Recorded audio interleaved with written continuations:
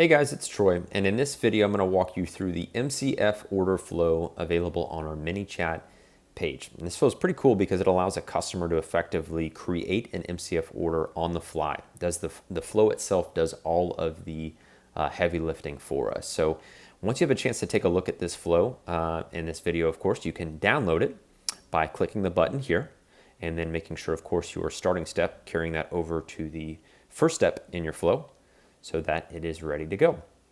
So first things first, a couple things to keep in mind. This flow can be triggered by, of course, automation rules, tags, sequence keywords, or even manually by your CS team. And one thing to, of course, keep in mind, as with any other flows in ManyChat, if you hold down Shift, you can, of course, pick multiple steps in a flow, copy those, and bring it over into an existing flow as needed. If that makes sense for you, you can of course use this flow for that purpose and kind of bolt it on to other flows you're using.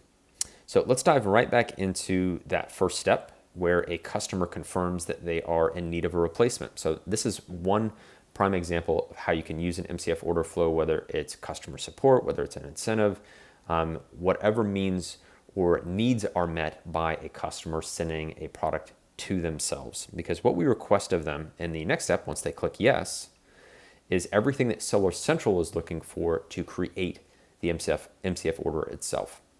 So we request zip code, we request state, city, and address line 1. And through free keyboard input functionality here in ManyChat, customer provides all of that to us, and we confirm that all of that address information is correct. If you click on the different variable types here, you can see we present the address, the state information,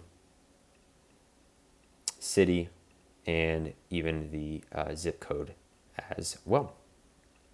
And so once the customer reviews, confirms that information is correct, and clicks yes, they are then brought over to the next steps. Now, again, keep in mind if the information does not look correct and they click no, they're brought back in and presented with the opportunity to provide us that correct information.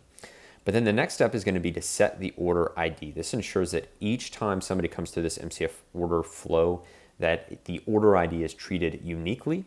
And so what we do is we set the custom field to increase the orders through the generator by 1. And we set that custom field so, again, each new order is treated and identified differently from the next. Because then what we're able to do is generate the order itself through this external request.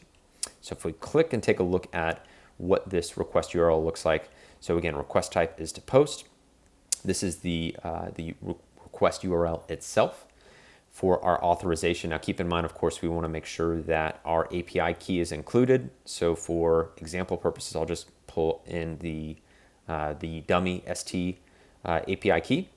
But of course, you're going to want to make sure that your API key found in your under credentials in your seller.tools account is added to the value. Now, one thing to keep in mind, this is unique to this flow, is that anytime you test it, you will be creating an MCF order. So you'll want to keep in mind that you'll want to be pulling up your Seller Central account and canceling any orders that you create that you don't want to have sent. This is very unique to this flow and this step. So keep that in mind as you configure it and test any requests. So of course, because I have dummy information, that's not an issue here, but of course, keeping in mind for future uses, testing and implementing, that you will actually be creating those MCF orders. So once that's good to go, we can go and click save.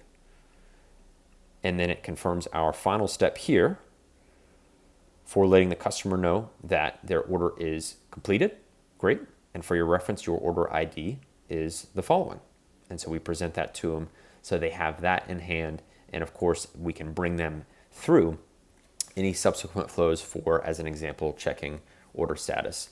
So this is a very powerful flow where a customer can, again, support themselves, a number of different use cases in which this can be leveraged, but with them being able to do this in real time and prompt support, there's no 24, 48-hour delay. You can really let your customer support shine and allow a customer to support themselves while leveraging the MCF order functionality.